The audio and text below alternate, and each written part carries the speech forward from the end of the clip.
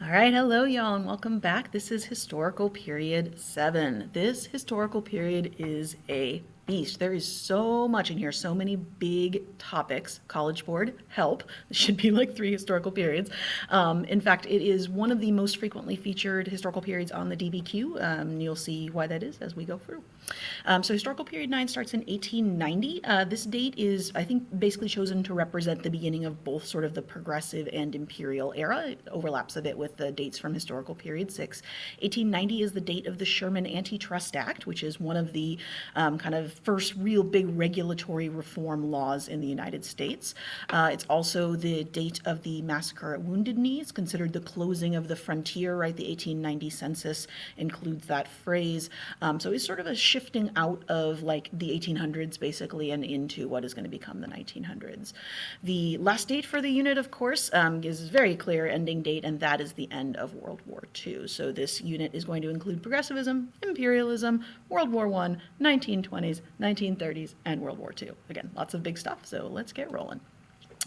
First up, so imperialism and progressivism, the first 2 topics for this historical period, are happening at the same time. So this is like a little graphic that I made that you might remember seeing before, that just sort of lays out like imperialism and progressivism, who's the presidents, and sort of how do they overlap, because they're happening basically at the same time. But I think a key or useful thing to remember is that President McKinley, who comes before Roosevelt, right, and is eventually assassinated, is an imperialist. He's president during the Spanish-American War, but not a progressive, right? All of these other guys, Roosevelt, Taft, and Wilson, are both imperialist and progressive, but McKinley's just an imperialist. So just a kind of helpful note there. So we're going to start with progressivism. Progressivism, these are the 2 key concepts that the College Board has for progressivism. It's not a ton and it's not very detailed, but the progressive era has been the subject of DBQs and SAQs very frequently over the exam in the past. So we're going to spend some time with progressivism here. If you take a look at the sort of 2 key concepts here, really the top one, 7.4, is the big one. It asks you to compare the goals of the progressive movement, like what were they trying to do, with the effects of the progressive movement, what actually happened, right? What did they actually accomplish? So those are sort of the things that you need to know. It also does further emphasize in here another thing that I think is pretty important to understand, which is that the progressives are very divided. This is not a sort of unified group who believe, the same thing about everything. In fact, you may potentially recall this slide from in class. I like to talk about progressivism as an umbrella term because it includes a lot of different types of movements under its umbrella. If we're trying to define progressivism, some important things to remember. This is a reform movement that comes not sort of from the ground up. It doesn't spring up out of the slums, in the way that we see some of the other, especially kind of like riots or things like that do. Instead, progressivism comes from like the middle class and the upper class, kind of looking at the problems of industrialization, the problems of the Gilded Age, and being like, oh gosh, we've got a lot of social problems. We should be taking sort of direct action to fix them. Many, many different kind of branches of progressivism, everything from women's suffrage to environmental movements. We're going to talk about all these in a little bit more detail in just a second. But the sort of uniting feature of progressivism, like what sort of makes someone progressive if they can believe in all of these different things, is that progressives believed in the capacity, number one, for sort of rational, logical, like solutions to social problems, right? That social problems aren't just something where you're like, well, whatever, like people are poor, but you can sort of think your way to like a solution to this and then implement it. So they tended to really believe in sort of like scientific study and then kind of implementing that. And number 2, another thing uniting progressives, it tends to be the idea basically that the government can be an agent for good. Like the government can make things in society better. The government can be more powerful and can be more involved in people's daily lives. The progressives are basically building off of the populist movement, right, which was really the first successful kind of like reform party movement, somewhat successful, to try to kind of push the idea that government should sort of be doing more. And the progressives are going to be more successful than the populists, I think largely because of the demographic that they serve. If you're looking at this graphic, the sort of stuff above the umbrella, those are like causes of progressivism or influences of progressivism, and then under the umbrella are progressive reform movements, and we're going to get into some of that in some detail. If you're looking to sort of know who some progressives are, you definitely should pick a muckraker or two. Muckraker is a term that Teddy Roosevelt coins, but that's sort of used fairly broadly to refer to like journalists, so writers, photographers, sometimes political cartoonists, who are like exposing some bad thing that's going on in society with the purpose of kind of getting society to like care about it and do something about it. The progressive muckraking is always very kind of like, wake up people, like look at what's really going on in the world. You can apply the term muckraking to people kind of outside of the progressive era. Sometimes, for example, people will talk about Rachel Carson's Silent Spring, which is published in the 1960s as like a latter-day muckraking book, but classic muckraking is in this time period, 1890s, early 1900s. This is the sort of subset of muckrakers whose work has been excerpted on the College Board in the past that I know of.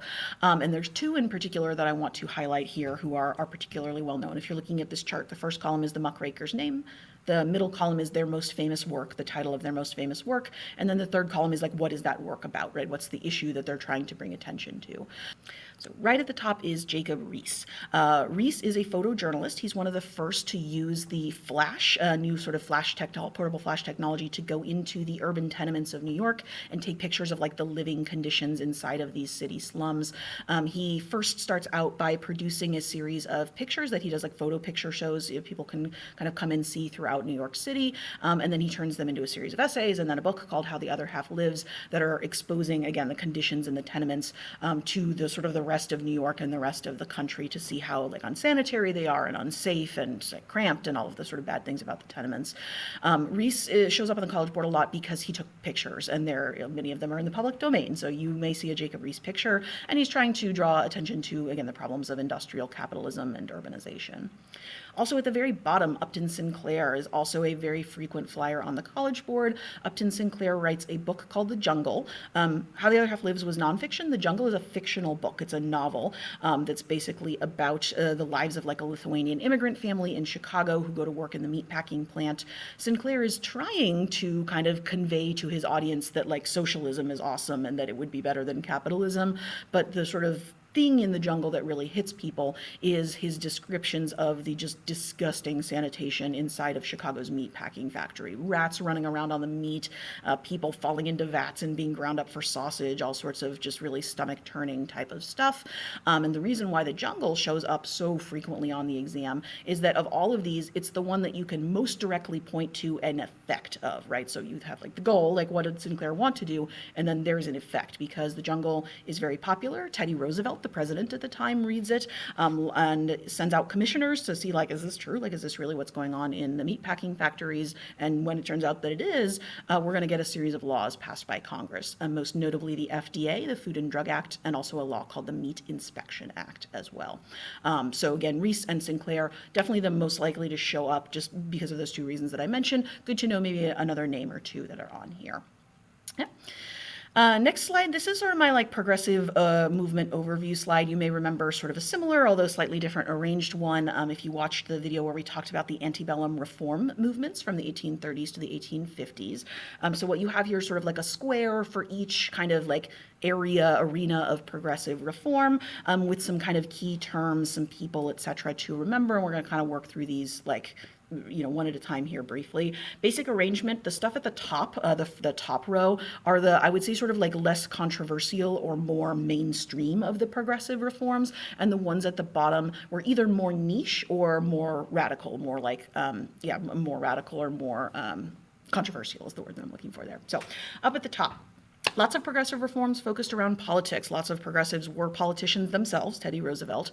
And in general, the progressive political reforms tended to focus on increasing what government did, so involving the government in more things, more mandatory schooling, opening more government-funded like institutions, reform institutions, the government taking control of utilities, and like having like a fire department and like a public police department and things like that were all goals of progressives, especially at the local level. level. When you get like a progressive mayor elected in, say, Detroit, then the city of Detroit is going to see those types of things that I was just describing happening. The other kind of sort of political edge of the progressive movement had to do with reforming like how does voting happen and how people participate in politics, trying to make it more easy for people to participate in politics and make politics like less corrupt basically, or less prone to like bribery. So we have two big amendments kind of in this arena, the 16th and 17th Amendments, which were both originally proposals of the populist movement, the Populist Party, and then get kind of absorbed into the Democratic Party and then become amendments once we get a Democrat in the White House, Woodrow Wilson. The 16th Amendment was an income tax, a graduated income tax, so the more you make, the more you pay, the wealthy are going to pay money, and then we're going to use that money to provide more government services, yay. And then the 17th Amendment initiated direct election of senators, so that you can't just appoint senators anymore. Hopefully it won't just be the Millionaires Club, right? So that's 16 and 17. This is also where things like primaries, initiatives, referendums come from, the ability to recall politicians from office. Eventually, under Woodrow Wilson, we're going to get the Fed, the Federal Reserve Act. That's another pretty big deal, like progressive reform. It creates the Fed that we still have today that kind of regulates our money supply. So those are all things that I would put kind of under the umbrella of political reforms. And there are a lot of guys who are very supportive of political progressive reforms, but not a lot of these other things, right? They don't care about, like women's right to vote or whatnot, but they do want, sewers in the city of Detroit or whatnot. Next one down, business and economic reforms. These have both to do with sort of how businesses run and then also how sort of like workers are treated as well. This is the era of Taylorism, where we have people like Frederick Winslow Taylor studying how like work works, right? How sort of laborers work, and then trying to help businesses become more efficient and maximize their efficiency. So that's one of the kind of like, progressives like to sort of study things and implement solutions that I was talking about.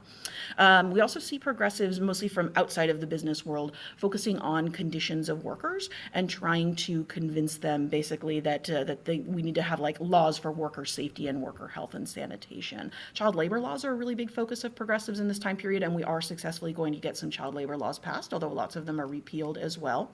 We're also going to see some attempts at antitrust laws, so laws that will try to sort of break up monopolies. I mentioned the Sherman Antitrust Act at the outset of this note set, and there's a couple of others as well, and there's also attempts to make the Sherman Antitrust Act actually work. Probably most notable in 1912, I believe, 1911, 1912, there is a big fire at a workplace in New York City called the Triangle Shirtwaist Factory. They make like women's blouses, and hundreds of women are killed very sort of devastatingly, like in the middle of the garment district of New York, right at sort of letting out time. People are kind of watching it happen in real time. And so New York City, which has sort of like a progressive city council at the time, is going to be moved to do this whole sort of like worker safety commission, and they wind up passing like hundreds of worker safety laws. You have to have fire escapes. You have to inspect your fire escapes. You can't lock your doors from the outside, right? All sorts of things of this nature. So New York City passes like literally hundreds of like worker and workplace safety laws, and a lot of those laws are going to be picked up and adopted by other states as well. So that's in the business realm. Related to sort of next door, we have consumer health and safety, so not workers, but people who are like consuming the products, eating things often. Definitely what I was just talking about with the jungle and the FDA and the Meat Inspection Act sort of fit in here as well. But we also see focuses on other types of like food as well. There is a guy named Harvey Washington Wiley who runs something called the Poison Squad, where he sort of tests out like, well, what does it happen when you eat like a lot of lead, right? Or when you eat butter that's been adulterated with calf brains or whatnot. So they run experiments and start to try to monitor the food supply basically for the first time. So that's consumer safety. And then the last one on the top row, urban issues here. This is just sort of broadly like over the course of the Gilded Age, cities have become much, much larger. We have these sort of big tenement slums that have developed. So how are we helping this kind of urban and immigrant population? That's a big focus of a lot of progressives, especially a lot of the female progressives.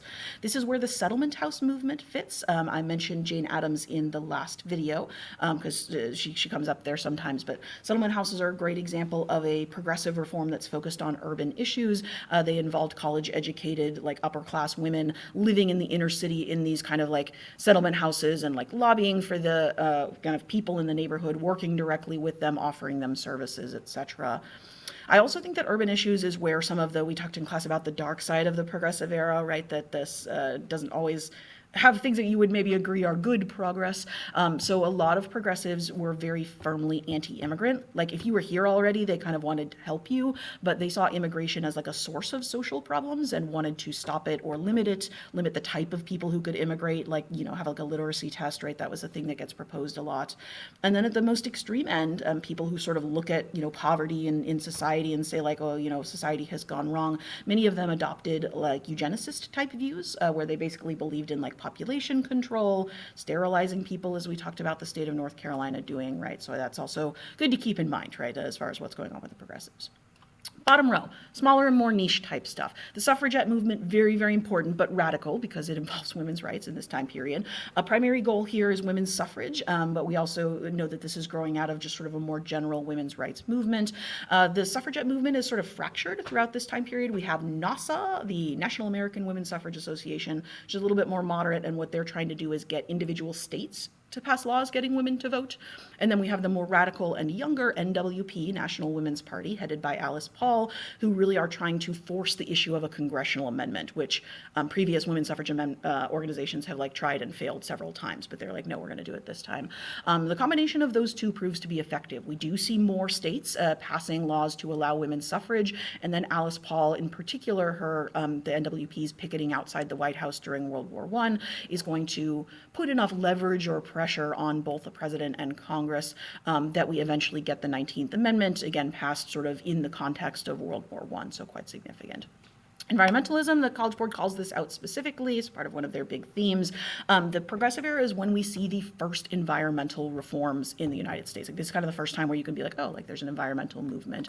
There's sort of two categories of environmentalists here, preservationists and conservationists. You have preservationists who tended to want to keep land like as pristine as possible, no usage, right, just kind of pure like natural land.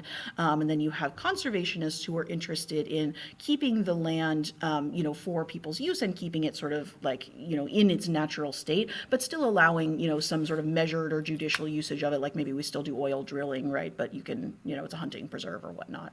Our sort of names for the environmental movement, we have Teddy Roosevelt and John Muir. Muir is a founder of the Sierra Club, which is still a major organization that's around today, and is very active in this time period. Prohibition, one of the most well-known of the progressive movements, and like successful in the sense that it happens, not successful in the sense that it works. We have in the progressive era shifted from temperance, which was much more common in the antebellum era, which was trying to convince individual people not to drink, to prohibition, where it's like, okay, no, we're going to pass a law and you won't be allowed to drink. Prohibition is always pretty fringe. We know this because once it passes, it turns out that not like a majority of Americans don't support this, right, or don't think that it's a good idea. But what it has in its favor in this time period is a very vocal sort of group of very effective propagandists. We have Frances Willard, who's the head of an organization called the Women's Christian Temperance Union, the WCTU that you see there. And we also have a guy named Wayne B. Wheeler, who's the head of something called the Anti-Saloon League. That's the ASL that you see on the slide. And their sort of persistence combined with World War I, again, a campaign during World War I that convinces a lot of Americans that supporting prohibition is like patriotic, in particular because a lot of the big brewers, the beer brewers in the United States, were either German themselves or like German descent families. And when we were fighting Germany in World War I, again, patriotic.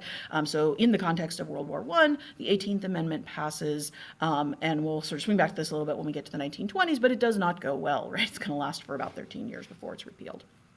Last, not least, African-American progressive activists. We have African-Americans involved in a lot of like the other progressive movements. For example, there are a whole bunch of Black women's suffrage clubs that are pushing for women's right to vote as well, right? So that's a significant portion of the suffrage movement. But we also have Black activists who are focused specifically on the issues of Jim Crow and like Black equality, right? Sort of bringing about civil rights for African-Americans. You can see some key names there on the slide. In particular, a lot of the discussion of this sort of era of Black activism tends to center around the at least perceived dichotomy between Booker T. Washington and W.E.B. Du Bois. Booker T. Washington is arguably sort of the most well-known black man in the country at the time. Teddy Roosevelt had him to dinner at the White House very sort of famously and kind of scandalously at the time. And what Booker T. Washington, one of the ways that he achieved that fame was he was seen as being more accommodationalist. He opened the Tuskegee Institute and wanted to focus on preparing African Americans for essentially middle class and working class professions, studying how to be farmers, how to sort of work with your hands, those types of things.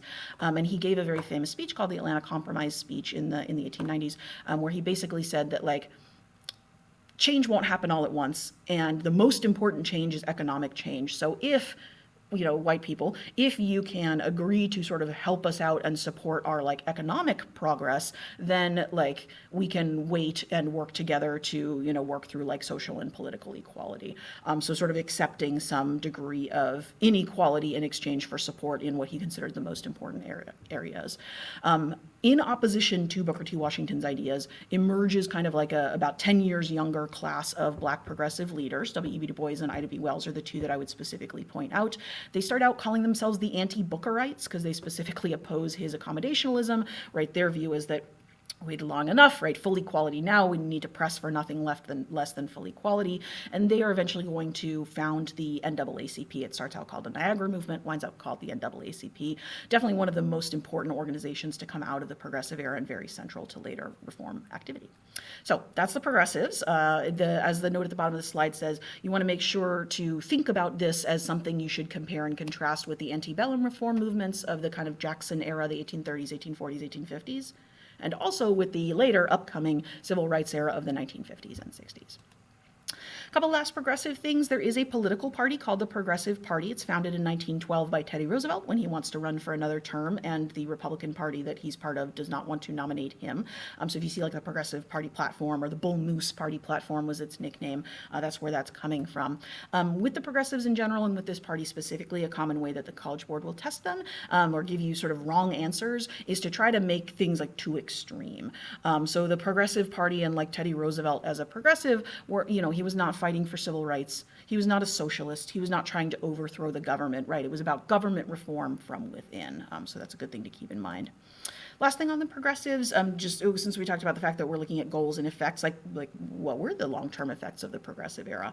There were lots of progressive reforms that were effective and lasting, the FDA is still around, so is the Fed, the Federal Reserve, and then especially at the state and local level, worker safety laws and things like that, fire departments, city sanitation, right? Those are things that continue, but they're sporadic, they're not everywhere, right? So the states that had a progressive mayor, then they have, much more progressive infrastructure, and then states that don't.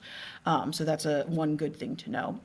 The other thing is, I would say, to me, the biggest accomplishment of the progressive era is to expand the sort of concept of what is it that government does? What is government responsible for and what can it sort of be involved in? And you should understand the progressive era as the beginning, or sort of the beginning, if you want to include the populist as well, of a big arc that we're going to be following all the way up through the middle of the 20th century towards a much bigger and more involved government. Right? We have the progressives, and then the New Deal is going to build on the progressive era, and then LBJ's Great Society is going to build on the New Deal and the progressive era. So we're going to be sort of following that over the next couple of videos. Next, same time period, again, imperialism, 1890s through about 1920. This is the era of United States, sort of first real, dominant foreign policy on a global level. Again, here's the time period thing again. And if we look at the key concepts and what it is that the College Board wants you to know. They want you to know a little bit about the debates of our imperialism, what were people debating, and then what were sort of the pro and con imperialism positions. And then they specifically call out the Spanish-American War and the Philippines as kind of content that you need to know about. So we're going to hit on all that. So imperialism. First up, we're going to start with the Spanish-American Wars. This is often where people sort of start talking about American imperialism, and it's got its own key concept. That always means it's important. Spanish-American War, very short war between the United States and Spain. You want to be careful that you do not get this war confused with the Mexican-American War. It's kind of easy to do because they have very similar vibes. Both the Spanish-American War in the 1890s and the Mexican-American War, which was in the 1840s, are basically land wars, land grabs, right, for the United States, where we are fighting a war kind of openly, sort of under the table, as a way to take territory once we win inevitably, right? As we assume that we will. The sort of open cause of the Spanish-American War is that there is a rebellion going on in the Spanish colony of Cuba. The Spanish army is there suppressing it, and they're doing so quite brutally, basically.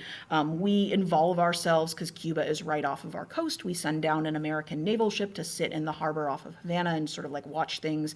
And while it is sitting there, the USS Maine, which I have spelled wrong on the slide, I just noticed, Maine like the state, the USS Maine is sitting there and it explodes mysteriously in the middle of the night. We still don't know today exactly what caused the explosion. There's definitely no proof that it was like a Spanish torpedo or the Spanish did it. But all the newspapers the next day sure do say that it was like Spanish treachery or Spain has attacked us.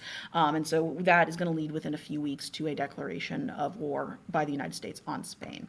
The war itself is very quick. This is how Teddy Roosevelt becomes famous, right? He's just sort of like a random bureaucrat, like assistant undersecretary of the Navy. And then he forms up a contingent called the Rough Riders. And this is like what makes him famous enough to become governor of New York and then vice president, and then when McKinley is assassinated, president. But the other really big effects of the Spanish-American War, the treaty at the end is another Treaty of Paris, another one. In this one, the United States gets the territories of Puerto Rico, Guam, and the Philippines from Spain.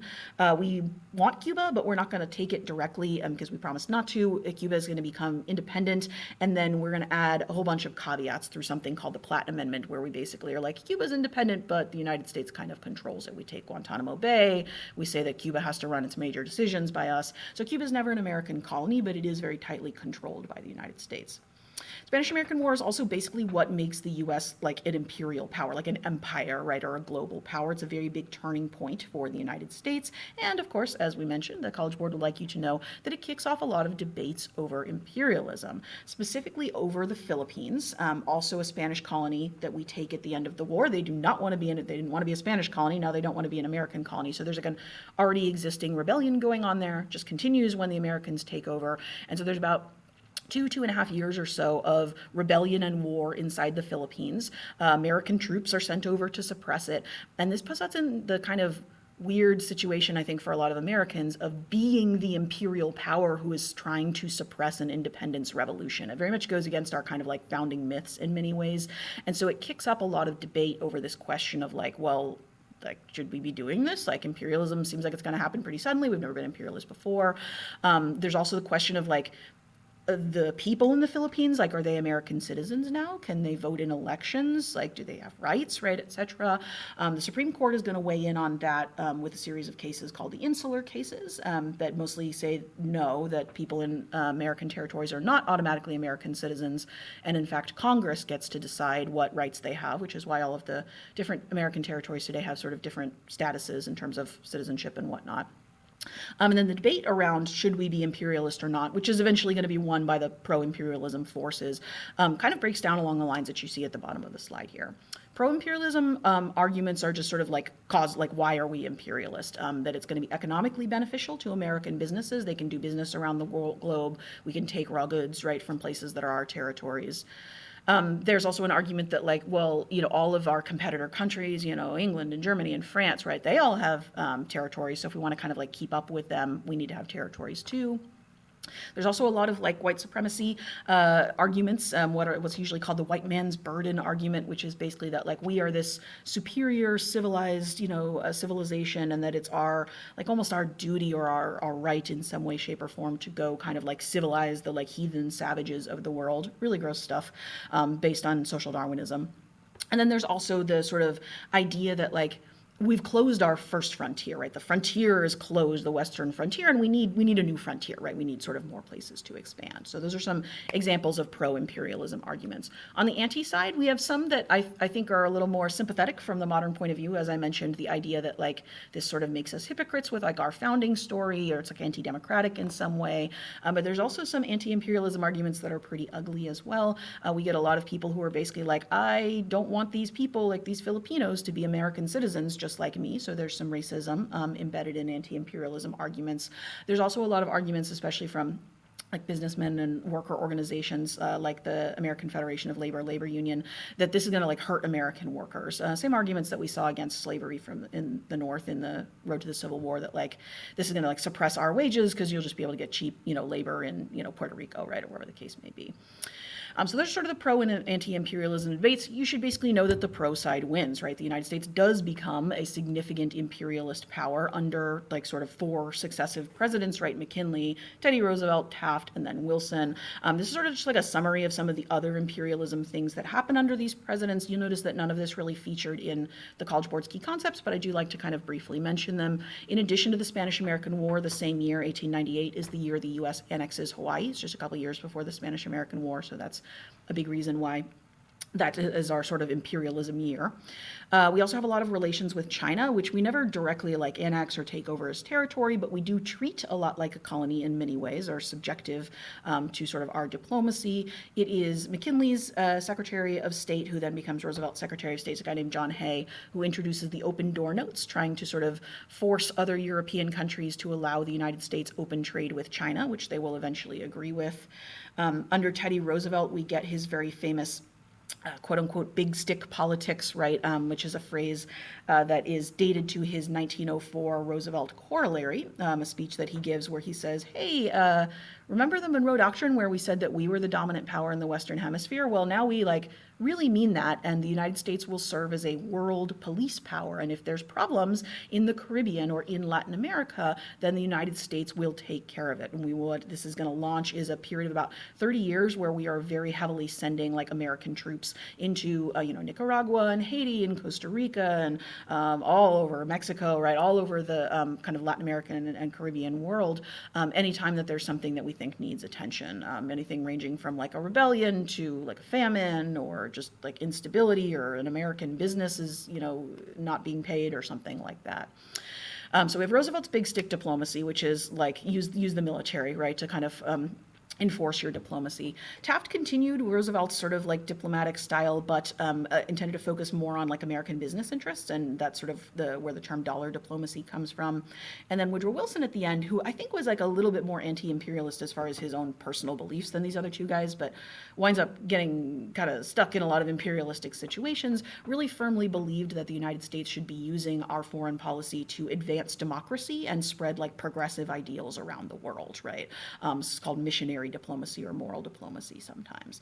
So again, that's a brief survey because none of this is in the key concepts very specifically, but useful for SAQs or DBQs or whatnot if it comes up. The kind of, I think, culmination of this particular era of American imperialism in many ways is our eventual involvement in World War I. So the College Board wants you to know about the causes and consequences of U.S. involvement in World War I, causes and effects. And then also it wants you to connect World War I to like the immigration backlash and then the anti-immigrant laws that come in the early 1920s. So here we go with that stuff. Causes of the U.S. entry into World War I. Reminder that both World War I and World War II, the United States stays neutral at first. And we were really truly neutral at the beginning of this one in the sense that we haven't really picked a side.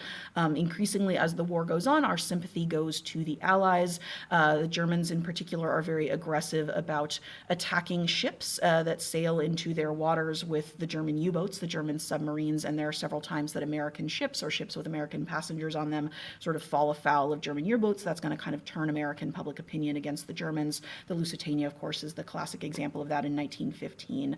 But even as late as November of 1916, we are still neutral and we're still happy about it. Woodrow Wilson wins re-election in November of 1916 on the campaign slogan, like he kept us out of the war. And people are like, yes, that's good. Like, I vote for more of that. In the period between Wilson's re-election in November of 1916 and then April of 1917, things change fairly quickly. In particular, in January of 1917, Germany starts unrestricted submarine warfare again. That upsets us. They're breaking a promise that they had made a couple of years earlier after the Lusitania. And also we intercept the Zimmermann note. This is the one from Germany to Mexico where they said like, hey, Mexico, come join us. If America joins the war, we'll help you get your lost territory back. We don't like that either. And then the third thing that happens is the beginning of the Russian Revolution, right? Russia had been an ally as an empire, a monarchy, right, under the Tsar of Russia.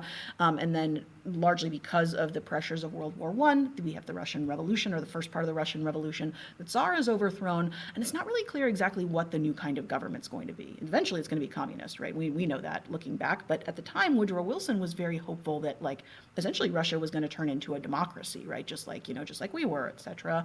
So with Russia's, like, imperial status gone, what we're left with is Britain, France, and Italy, and question mark Russia, all of whom have these sort of more democratic style empires like us, right? They have like an elected head of state and congresses and things of that nature.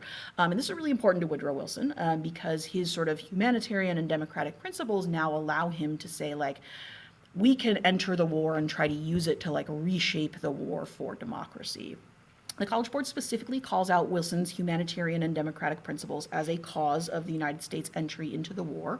In Wilson's war message, when he asks Congress to declare war, he says that this is a war to make the world safe for democracy. That is a new kind of rhetoric that we have not heard from an American president before about an American war, this idea that it's this sort of moral war for democracy, but we're going to hear it a lot after World War I, right? It's going to become a key part of our sort of like military rhetoric. Another example of Wilson's kind of, again, like principles or rhetoric in this time period, right after the United States does enter the war, before our soldiers have even gotten over to the fighting, Wilson issues these 14 points. The 14 points is Woodrow Wilson's sort of ideal plan for like what should be in a peace treaty at the end of the war when the Allies win, and how can we use this to make sure that World War I is a war to end all wars, right? A war that fixes all of the problems that led to World War I and leaves us with like a better, more democratic world at the end of it. So if you look at the 14 points, this is a summary of them, not the full text. The first like four, all address kind of causes of World War I and sort of, again, try to sort of open trade barriers and things like that, no secret alliances, to make things globally more democratic.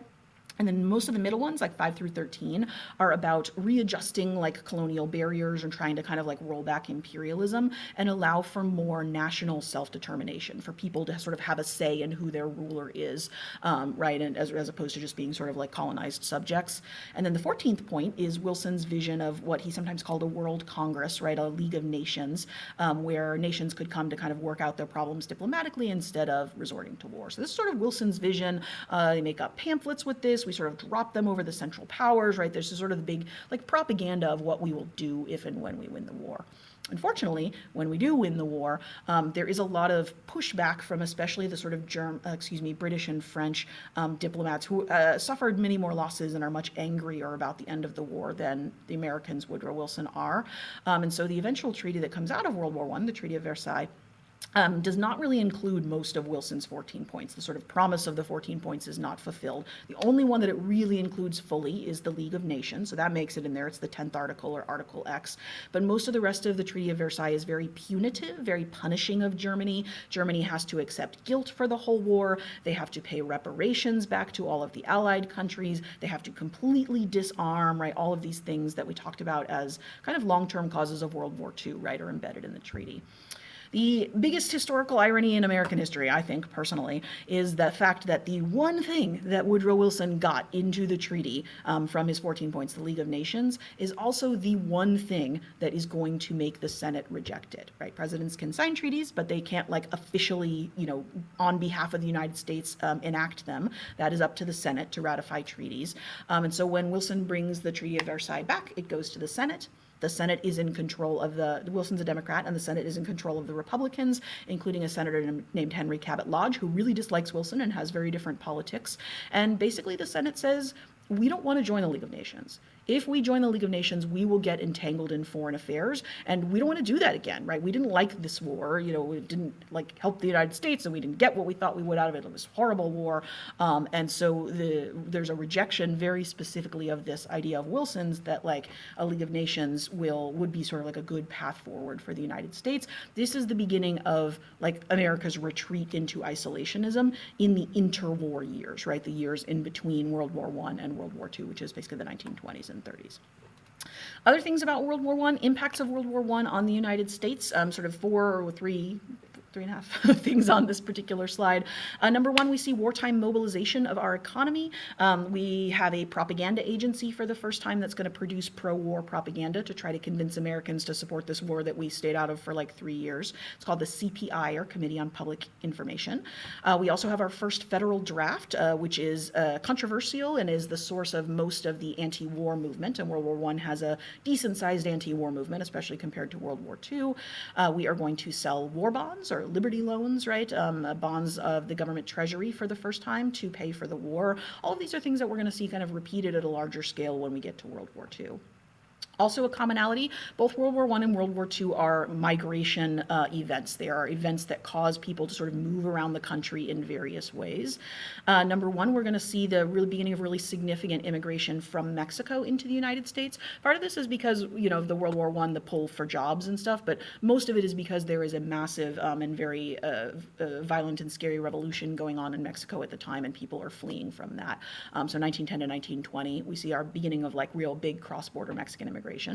Inside of the United States, we also see people moving to city centers to take jobs, right, as soldiers leave those jobs.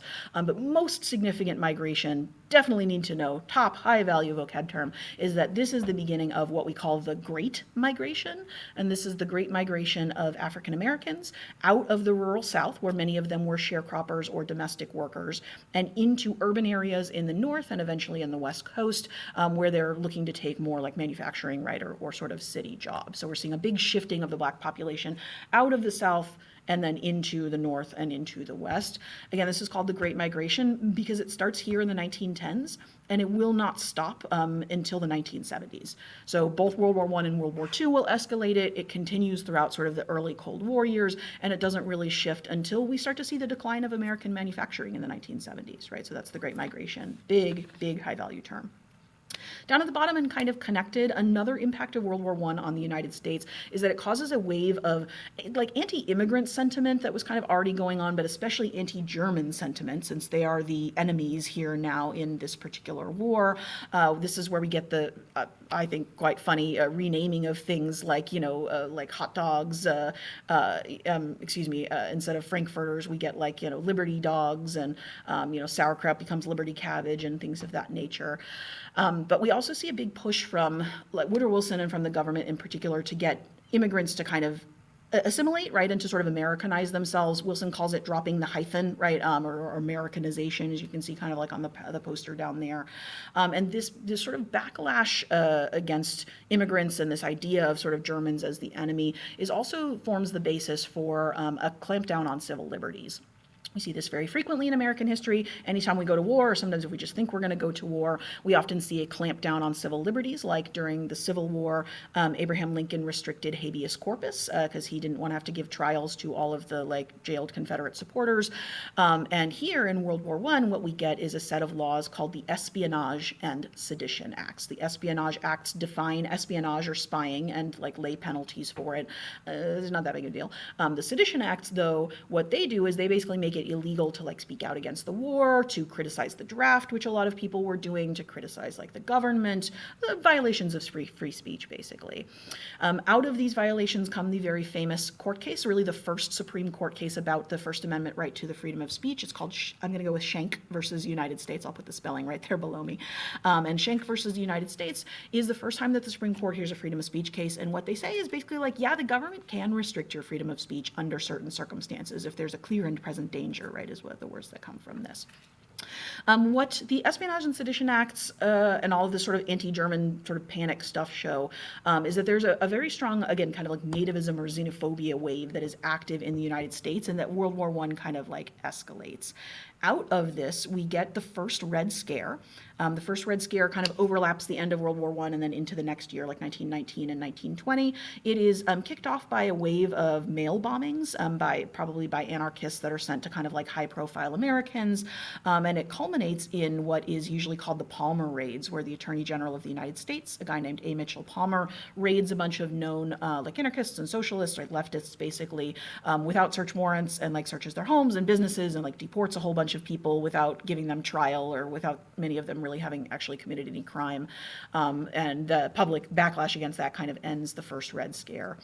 It's good for you to have a sense of the difference between the two Red Scares. There's two Red Scares, the first one right after World War I, the second one right after World War II. This one, the first Red Scare, is very focused on the danger of immigrants, right? Immigrants are bringing dangerous radical ideas that undermine American democracy. The second Red Scare is going to be much more focused on the idea of spying, and there's like secret spies embedded in the US. So again, this one really winds up focused on immigrants, and that is why we get out of this in the early 1920s a series of the first real significant immigration restrictions that like across the board limit immigration to the US. The only previous major immigration restriction that the United States had passed was the Chinese Exclusion Act, passed in the 1880s, which excluded Chinese people specifically. These acts, there's first an Emergency Act in 1921, and then they sort of like codified and expanded out in 1924 for the more famous act called the National Origins Act.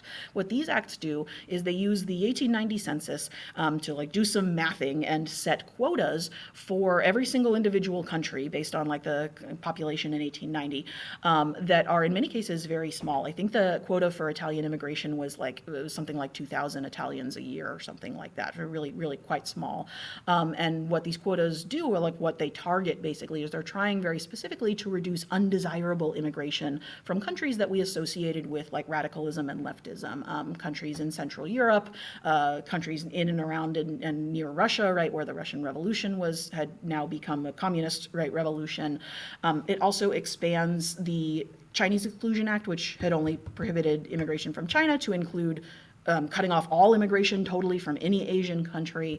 The only kind of like loophole was that it continued to allow immigration from within the Americas. I feel like seems kind of funny to us today because that's a big focus of our immigration panic today, right, as immigration coming through Mexico. But at the time it was seen as like less dangerous or not really an issue because it was new, right? It had sort of just started during the war. So again, the College Board very, very much would like you to connect the immigration restrictions of the 1920s to as like an effect of World War I. I think it really goes back a lot farther than that, but World War I definitely is a catalyst for like why do we get this law when we get it specifically. Next set of key concepts for this very, very long unit is on the 1920s. Again, we're in the interwar period here. You can kind of pause and take a look at these because there's a couple of different ones here, but mostly this focuses on sort of three big things about the 1920s. One, you need to know that the 1920s is an economic boom decade, mostly because of the advent of new consumer goods and the rise of kind of like a middle class in the United States in many ways for the first time. Should have a couple of examples of new consumer goods in the 1920s. I think the radio and the automobile, the car, are good ones. Cars are not exactly brand new technology, but this is when they become affordable to sort of like the mass market American consumer because of technologies like Henry Ford's assembly line. So that's kind of like what's going on with the 20s economy. It's considered a boom decade. Problems under the surface.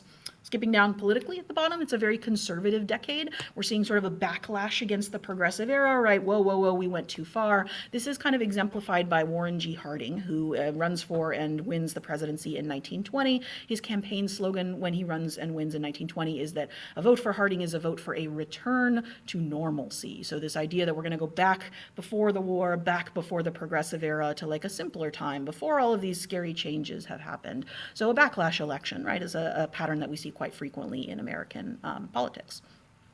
In the middle, I think sort of the biggest thing about the 1920s is that this is an era of a lot of social debates and social tension. A lot of times historians point out that this is in many ways our first modern decade. It's definitely our first urban decade. It's the first decade where more Americans live in a city than live in the countryside.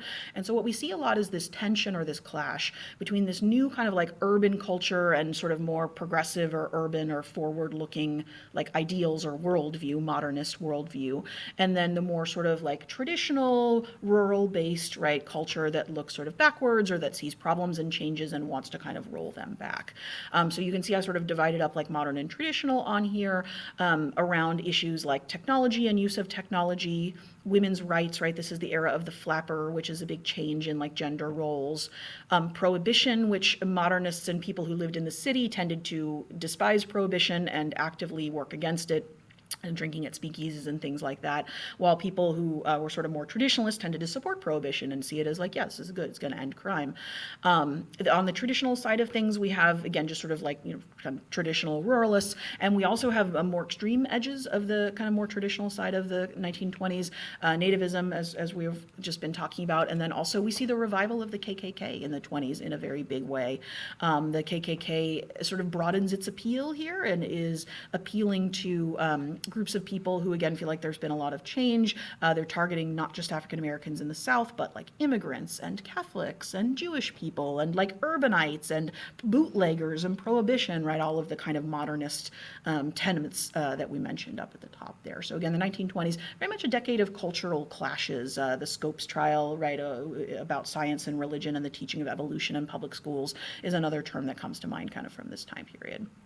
It's also worth noting that there were critiques of the 1920s from within the 20s, people who thought that the culture was sort of empty or meaningless or too consumer-driven. And the term that we usually use for those writers is the lost generation of writers. So this is like F. Scott Fitzgerald, who wrote The Great Gatsby, or Ernest Hemingway, who wrote a whole bunch of stuff. So that's kind of the 1920s in a nutshell. Other specific 1920s thing that continues into the 30s that you need to know a little bit about is the Harlem Renaissance, which is a great example of a sort of expression of a specific sort of like regional or ethnic or racial identity. Harlem Renaissance is a term for a movement of Black artistic, literary, cultural, and intellectual sort of advancement. The writers primarily who kind of like defined a lot of the Harlem Renaissance, so people like Countee Cullen and Alan Locke and Langston Hughes, what they tended to call the movement was the New Negro movement. But Harlem Renaissance is what you should call it and what's, I think, sort of more appropriate today from a sort of general perspective. You need to know a couple of names for the Harlem Renaissance. You need to have a sense that what they're doing is exploring sort of like the experience of being Black in America in the 1920s, living in a city like Harlem, the sort of history of being Black in America, subjects like slavery and the legacy of slavery, and also connections to African ancestry and sort of like identifying or self-identifying as a Black person in a way that is very sort of like prideful or uplifting. So that's kind of like the Harlem Renaissance. Shortly, we have musicians like Louis Armstrong, who's down at the bottom of the slide. Artists like Jacob Lawrence is a particularly well-known one who sort of portray these types of themes. Writers, as I just mentioned, Alan Locke, right, Countee Cullen, Langston Hughes, probably the most famous. Also, intellectuals of this time period were sort of writing like thoughts, right, about kind of like the progress for Black men and things of that nature. And somebody who is often included as part of the Harlem Renaissance, but I think is more just like a separate intellectual that happens to be happening at the same time as the guy down at the bottom of the slide. That's Marcus Garvey, who is a proponent of what we might call Black nationalism, or the idea that the goal of like the Black community shouldn't be integration with white society, like equality and civil rights, but instead should be building like a literal separate like Black society somewhere else where like we can build sort of our own strong thing. And Garvey in particular thought that separate society should be in Africa. His movement was often called the Back to Africa movement at the time period. He was very controversial. He did like press conferences and interviews where he basically said like, yeah, we can get along with the KKK, like they want racial segregation and so do I. So those kinds of things don't go over very well in a lot of the Black community. But he's definitely like a powerful thinker with a distinct vision for the Black community in this time period. And Black nationalism in particular is something that will come up. It's in several of the College Board's key concepts. And so it's good to connect Marcus Garvey to other thinkers like Malcolm X, for example, in the 1950s and 60s, and then further back in the abolitionist movement to people like David Walker, who wrote an appeal to the colored citizens of the world. So that's the 1920s. 1930s. The 1930s, of course, is dominated by the Great Depression, and you do need to know a little bit about the effects of the Great Depression. Here is the slide. This should look a little bit familiar. We used a kind of slightly slimmed down version of this. If I said causes of the Great Depression, and your brain just went stock market crash, and then it sort of stopped there, you should try to know like a little bit more than that, because yes, the stock market crash is a major cause of the Great Depression, but there's more than that, right? More reasons why this becomes, a 10-year-long depression instead of just like the stock market crashed and things were bad for a while. So at the top of the slide, we have sort of long-term causes, things that are going on in the 1920s, like overproduction of goods in both the agricultural and manufactured sectors that are sort of driving profits down, basically. Things like the easily available credit that a lot of businesses and banks were advancing in this time period, the fact that there were very few regulations and it was really easy to like buy stocks on installment plan or with a loan from a bank called buying on margin. So all of those kind of underlying weaknesses Then the stock market crash happens. It sort of catalyzes a lot of this, right? It's kind of the kickoff for the Great Depression, and then it gets worse, right? We have consumer panic that sort of spirals the economy downward. People stop buying things. The Federal Reserve Board, which is pretty new, it's only a couple decades old at this point, does not handle this very well and does kind of the opposite of what the Fed would do in a similar situation today. They contract interest rates and they make it more difficult to get credit. And then Congress, which is under the control of Republicans, reverts to kind of like the old school Republican answer to like how do we help businesses, and they pass a very like high and extensive tariff, something that's been part of the Republican Party repertoire for a long time. It's called a Hawley-Smoot tariff. It doesn't work. It just basically spreads the depression worldwide. So again, some combination of these factors lead into the worst economic depression in American history. A full third, and probably more than that, of Americans are unemployed at any given time in the 1930s. That's a lot. We have very high unemployment. People are losing their houses. We have Hoovervilles. We have runs on the banks, right? All of these are terms that we could talk about as sort of like effects of the Great Depression. Biggest effect of the Great Depression, I think, though, is the eventual creation of programs designed to address it that we call the New Deal. The New Deal is a big deal. This is a very big deal and a very significant like concept and topic in and of itself. Sorry, I really amused myself there. This is, of course, where we enter Franklin D. Roosevelt. You need to know we have two Roosevelts. First Roosevelt is Teddy Roosevelt, progressive. Second Roosevelt is Franklin Roosevelt, New Deal guy, and World War II as well. He's got a lot going on. The New Deal is the term for FDR's sort of like program to try to end the Depression. It consists of a whole bunch of different programs and agencies. And the basic underpinning of the New Deal is what is called Keynesian economics, or pump priming economics sometimes if you want like a nickname. And the idea of Keynesian or pump priming economics, I'm simplifying this quite a bit. If you're an economics person, I apologize. But it's basically that in a time of recession, the best thing that the government can do is to sort of spend money, even money that it maybe technically doesn't have, like the government should just sort of print money, put that money into people's pockets however it can, into the working class, into the middle class, give people jobs, give people stimulus in some way, shape, or form, and then that will sort of float the economy back up, right? People will have money, they'll buy things, right? Things will get better. So most of the New Deal, all of this first and the second New Deal, is based on this idea of like trying to kind of like stimulate the economy to get it going again. The New Deal is divided into two waves. The first one right after FDR takes office in 1933, and the second one a couple of years later after we've sort of tried out a few things in 1935. So this slide right here is the first New Deal.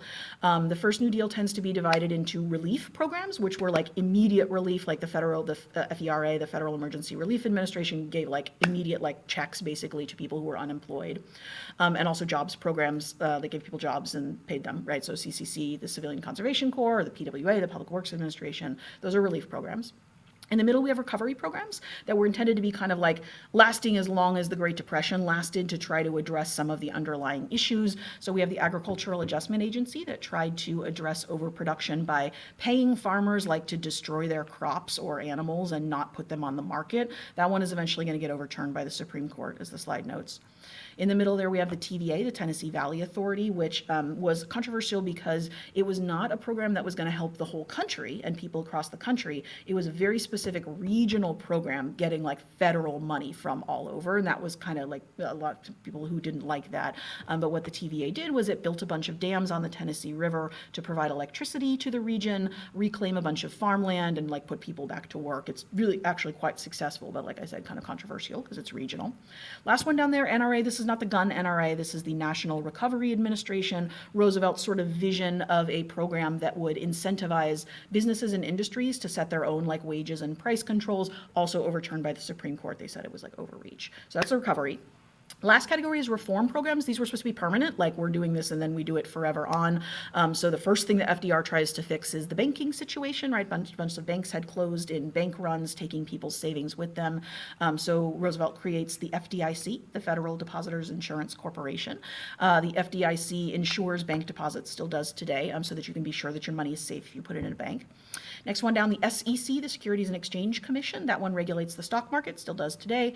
And then the last one there, the FHA, the Federal Federal Housing Authority introduces the idea that the government will back home loans and home mortgages so that people can more easily like buy houses, because the government can back like a longer term loan, and you know, you can have like a 30-year mortgage instead of having to pay off your whole house in like 5 years or whatever a bank will give you. So these are all really significant. You don't really need to know all of them, but I would pick like at least one from each category to kind of like commit to memory and be able to talk a little bit about. You'll notice that on the slide I just mostly put acronyms, and then when I was talking about them I would sort of say the acronym and then the full name. You really only need to know the acronym, and it is okay if you don't know what FDIC stands for. If you write FDIC, like that is fine on any writing that you do for the College Board, and if the College Board gives you a question, they will always give you both the full name and then the acronym in parentheses. So it'll say Federal Depositors Insurance Corporation, FDIC, in parentheses. You don't need to, it's okay if you just know the acronym. The New Deal comes under critique, as you might imagine. There are both critics who basically say that the New Deal has gone too far, right? I mentioned the Supreme Court overturned several key New Deal programs, so that's one critique. There's also an organization called the American Liberty League, which was like a bunch of businessmen who were like, you know, Roosevelt's a tyrant and like a fascist, and he's, you know, doing too much, right? He's involving the government too much in the economy.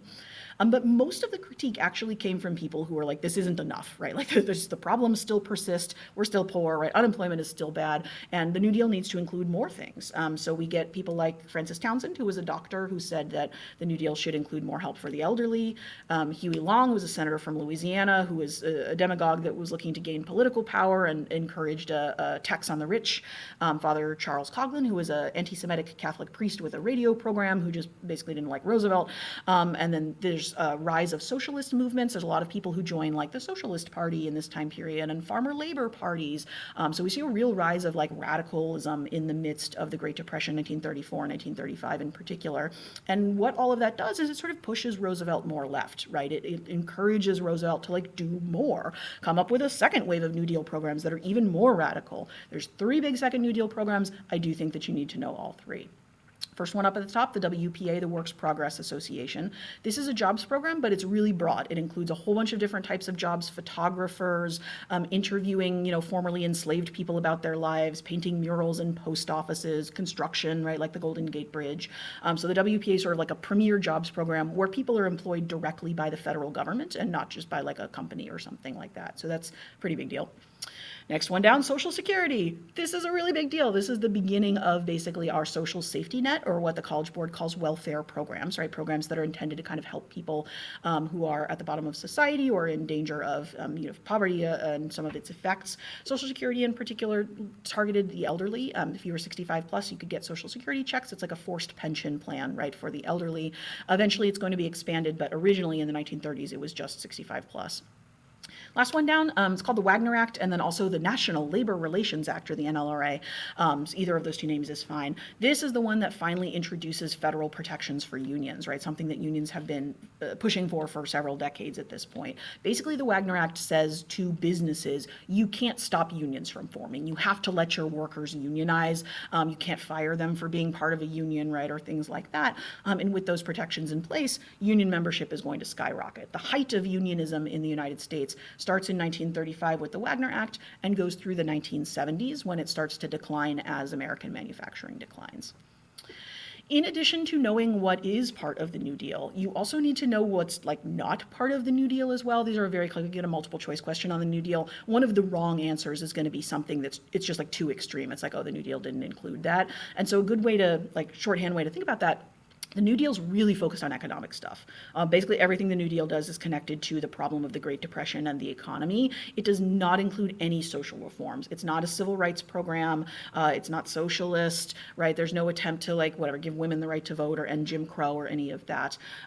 Later, when we get to the Great Society, that has a lot more social stuff to it, but the New Deal is very focused on economic reform. Again, a big deal, but not like, overthrowing the government and replacing it with communism or anything like that. Impacts of the New Deal. The New Deal permanently changes the relationship between the U.S. government and the economy. We are never going to be laissez-faire again, right? We are now permanently have a government that is involved in regulating the economy. So as I mentioned a few slides ago, it's part of this arc that I think starts with like the progressive era, maybe even the populists, of the government becoming more and more involved, more big government, right? And the other big significant thing about the New Deal is that it causes sort of a realignment in the Democratic Party. We only have two political parties, and we have for a long time, right? Since about the 1850s, we've had the Democrats and the Republicans, but they have periodically realigned, right? Their constituencies change, who is voting for them changes, and what their platforms are change. And in 1936, the Democratic Party becomes like the New Deal Party, right? It becomes a party that supports this type of government intervention and this type of big government, and the people who vote for it change as well. We see African Americans move into the Democratic Party for the first time.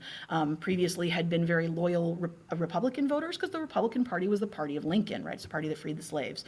But the FDR and the New Deal, I don't want to say like they do a lot for the Black community because I think it's still pretty minimal, but they definitely do more than any other previous president, and we're going to see that reflected in the vote shift there. We also are going to see the movement of union workers into the Democratic Party, so sort of like working class people, not a surprise, right, because of the Wagner Act that we just talked about. So that's the New Deal, again, really, really big deal, big transitional point in American history. More. So we are talking now about American foreign policy, but specifically American foreign policy in between the two wars. And the big thing that you need to know about the period from the 1920s through the 1930s in American foreign policy is that we start out very isolationist, right? At the beginning of the 1920s, we were very committed to isolationism and to the idea that we shouldn't be in alliances and we shouldn't get involved in foreign affairs. And then steadily, as the road to World War II progresses and as like fascism gets worse and worse in Europe, in particular, we're going to see more and more voices for interventionism, that the United States should sort of be doing more or getting more involved, again, as we get closer to World War II and then eventually Pearl Harbor. So some sort of key terminology in there. Number one, the key concept specifically mentions that the U.S. has what it calls a unilateral foreign policy. Unilateral with union, it means one, right? So this basically means the United States is making foreign policy decisions just by ourselves. It's the opposite of being in an alliance, right? So if we were in an alliance, the alliance would make decisions together, but we are unilaterally just deciding things for ourselves. So that's just a vocab term to know, because a lot of times students don't. As far as kind of key moments on the like isolationism to interventionism arc that you need to know about, is a bunch of them down here at the bottom. One thing that shows America's commitment to isolationism is that as war starts to ramp up in Europe and also in Asia, the United States is going to respond by passing a series of neutrality acts that basically say like the U.S. will remain neutral and American companies can't sell to like any countries that are at war. This is even like before the war has started, right? So we're sort of like preemptively taking an isolationist position. 1935, 1936, and 1937 neutrality acts are all passed before the war starts, and they're all pretty strict. You don't need to know the specifics of them, just that they restricted like American businesses from doing business with any country that was like currently at war. But when the war actually does start in Europe in 1939, right after the German invasion of Poland on September 1st, we're going to pass the last neutrality act, the one in 1939. And this one is like, oh, okay, like now that the war's actually started, we actually do kind of want to help the Allies. So this is where we get the cash and carry policy, where it's like, well, we'll sell stuff to countries that are at war, but you got to pay for it. We won't loan you money, and you got to come pick it up yourself, right? We're not going to put it on American ships. That's how we got involved in the last war. A good thing for you to know is that sort of leading out in front, the key leading interventionist voice in the United States, the person who I think most wanted the United States to get involved earlier than we do, is FDR. FDR is much more interventionist than Congress or the American public in general were in this time period. I think he's very prescient about what's going on in the world and about what a serious problem Hitler, right, and the rise of fascism are. So starting in 1937, FDR gives a prominent speech called the Quarantine Speech, where he says we need to like quarantine fascism like it's a disease, like we need to take action against this spreading disease of fascism. And from then on out, FDR is going to be pretty openly pushing the United States to get more involved. Not necessarily that he thinks like, well, we should join the war like right away, but that he wants us to do more to actively support the Allies. You can hear this in any of his speeches that he gives in this time period, including the Four Freedoms speech, which I've seen excerpted on the AP exam in the past, where he talks about this idea that like, similar to what Wilson talked about, right, that this can be a war to sort of like promote democracy and like ideals, humanitarian ideals around the country. Even before Pearl Harbor happens, the United States has taken several steps to really commit ourselves to the Allied cause. Biggest and most significant is the passage of the Lend-Lease Act a few months before Pearl Harbor. The Lend-Lease Act essentially replaces cash and carry and says like, okay, things are going really bad for the Allies, so actually we will lend or loan you war goods. You don't have to pay right up front, and we will bring them to you, right? We will send our ships out into the ocean, which means that like they're going to be coming into contact with German submarines and they're going to be getting shot at, and we're sort of accepting that as part of the price of supporting the Allies. The Lend-Lease Act makes the United States the arsenal of democracy. It basically ends the Great Depression, which we'll talk a little more about in just a second, by sort of reviving or renewing American manufacturing. And it's a very significant example of this fact that the United States is becoming more isolationist even before the attack at Pearl Harbor, which is, of course, what eventually brings the United States into the war in December of 1941. Next couple of key concepts are essentially kind of like the World War II stuff, like impact of the war on the United States, and then like how does the war impact various like specific groups. First off, general impact of World War II on American society. So this is sort of general stuff. Same as World War I, we have mass mobilization, but for much longer, because we're going to fight this war for many more years than we fought World War I. There's a boom in American manufacturing. We make so much stuff. We make all of the like tanks and the planes and the ships, right, that the Allies require. We're sort of supplying not just ourselves, right, but basically all of the other allies as well. You might get a document like the one up here at the very top left. I clipped this from an old DBQ, so this is a College Board document showing just like the massive spike in airplane production right during the war. Also, just like World War I, we're going to sell war bonds to pay for the war quite effectively, and we're going to do a lot of sort of like pro-war propaganda to convince Americans to buy them and to support the war effort. This war comes with some hardships for Americans. We have legally required rationing, so restrictions on what you can or cannot buy and how much of a product you can consume. We have Americans very much encouraged to kind of do without and reuse things and save your scrap so that it can be turned into ammunition. Sort of an implication or an imposition is the word I was looking for, an imposition of hardships upon Americans as a result of the war. It does effectively end the Depression, right? That's something that comes directly from the College Board's key concepts. So this is going to put America back to work, right, in many ways. And we have like unemployment drops to like, under 1%, like, I mean, pretty much overnight as soon as we join the war itself. And then another big impact of the war, again, sort of broad impact of the war, is again migration, right? The World War I was a migrating event. The Great Depression is a migrating event too. I didn't mention this, although I probably should have, that during the Great Depression we have people migrating out of the Dust Bowl and out to California, right? So we have the Okies is the kind of famous term for that. And then World War II is also a migrating event. Continues the great migration of African Americans out of the South and into urban centers. Also continues Mexican immigration, which I'll talk a little bit more about in just a second, or sort of renews Mexican immigration in a way. And also a big kind of like specific to World War II one that's good to know is that it really pushes the movement of people to the West Coast. We're fighting a Pacific War kind of for the first time. Lots and lots of naval bases, marine bases are going to be built on the coast of California. Lots of people are stationed out there. They're kind of like, hey, it's nice out here. It's really pretty. So the California population like skyrockets in the 15 years or so after World War II. So that there's that migration as well. Some more specific impacts. So impacts of World War II, but on some like specific groups of people. This is again like part of the key concept. So you can make a pretty strong argument that World War II is basically a major cause of what's eventually going to become the African American civil rights movement, right? Technically, we usually say that the civil rights movement starts with Brown versus Board in 1954, but in fact, we really see a lot of very effective and kind of like table-setting activism happening during World War II. The NAACP runs a campaign that they call Double V for Victory, where they very explicitly connect the fight against fascism, the fight for democracy abroad, to the fight that they want African Americans to engage in at home against Jim Crow. So they're basically like, well, we're fighting for democracy abroad, let's fight, against Jim Crow at home. So that's quite an effective and motivating campaign run by the NAACP. We also have activists, the guy that you see on the slide, his name is A. Philip Randolph. He was the head of the largest black labor union in the country. It's a labor union called the Brotherhood of Sleeping Car Porters. So essentially people who work as porters on a train, which would be like being like an airline, like a stewardess on a flight attendant, on an airplane today. It's kind of that same type of job.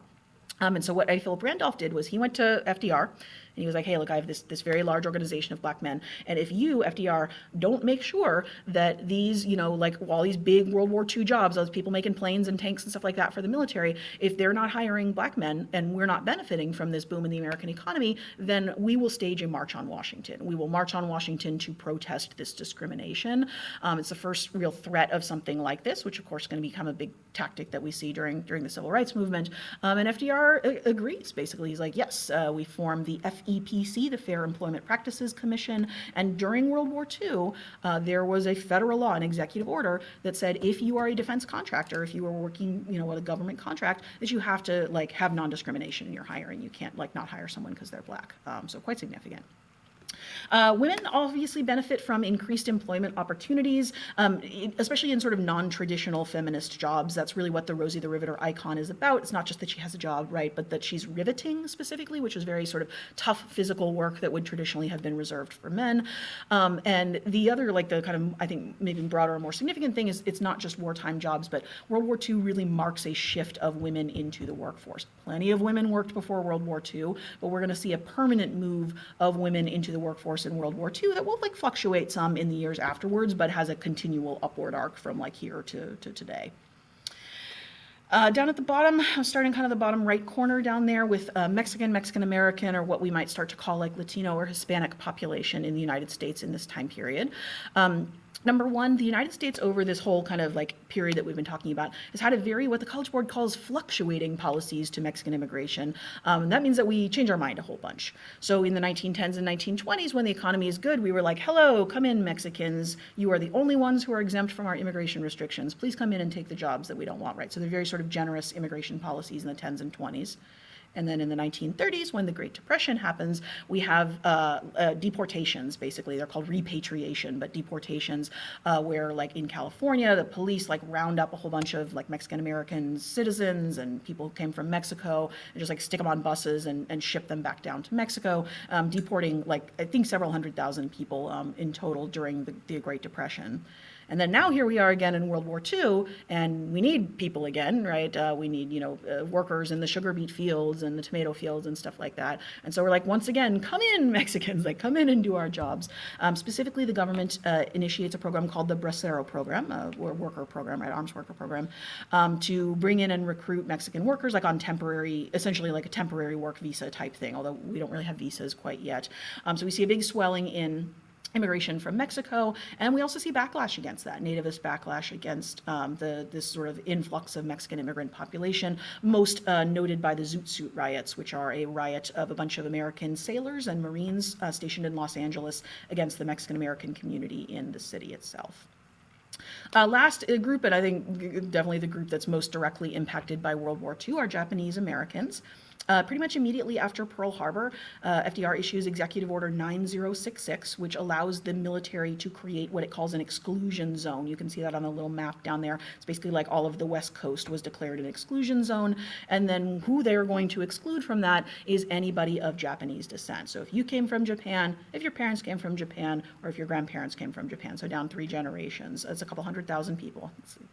300,000 people, something like that total, who have to leave their homes. And not just that they have to leave their homes and go somewhere else, but that the government is going to put them in what we call internment camps. The camp on the screen that you see there, that's Manzanar. It's probably the most well-known of them. I think the best comparison for internment camps is that they're very similar to a minimum security prison. You're not getting starved, you're not being killed or tortured, but it's a jail and you can't leave, and it's surrounded by barbed wire, and there's a guard in a guard tower with a gun that's pointed at you if you try to leave. And people are interned there, imprisoned there, right, for the whole duration of the war. It's sort of indefinite, whenever the war ends, right, that's when this ends. There is a court case that questions whether this is constitutional or not. It's called Korematsu versus the United States. You can see right at the bottom of the slide there. And the Supreme Court in Korematsu versus the United States upholds Japanese internment. They're like, yes, this is fine, right? This is not, well, it is a violation of civil liberties, but it's okay because we're in wartime. Korematsu versus the United States is not a well-regarded Supreme Court case today, and so I like it. It's not sort of held up as good law very, very often or at all, question mark. But it is a good sign again of, like Schenck versus the United States from earlier, a clampdown on civil liberties.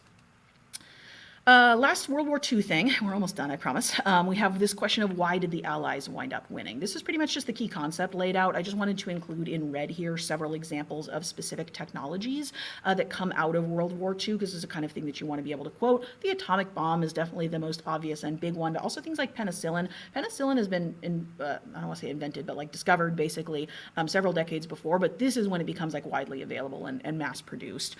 We also have the beginnings of what are going to become computer technology, like new aircraft and bombing technology, the development of radar, right, all of those types of things.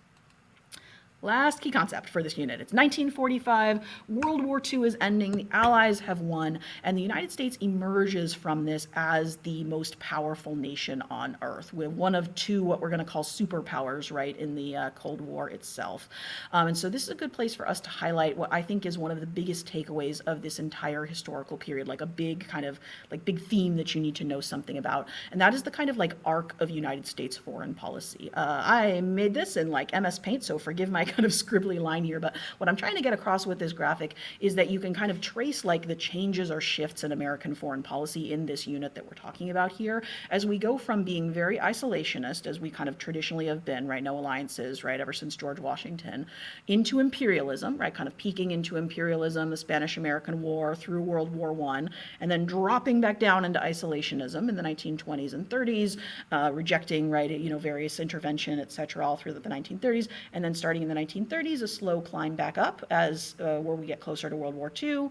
Pearl Harbor, right, takes us back into World War II, and then from World War II, arguably, we've never really declined again, right? We've continued to be a very involved global power. We see ourselves as a global leader still today. Symbolic of that are two organizations that are formed right in the wake of World War II, so they kind of belong with this historical period and kind of with the next one. One is the United Nations, which the United States is a founding member of and a leader of starting in 1945, and the other one is an alliance that we, again, found and joined called NATO, the North Atlantic Treaty Organization. We will talk about both of those in a little bit more detail in the next historical period, but you should see them as like evidence, basically, that the United States is becoming this sort of big global power as of 1945. All right, y'all, that is it. Thank you very much for your time, and I will see you back for historical period 8. Bye, y'all.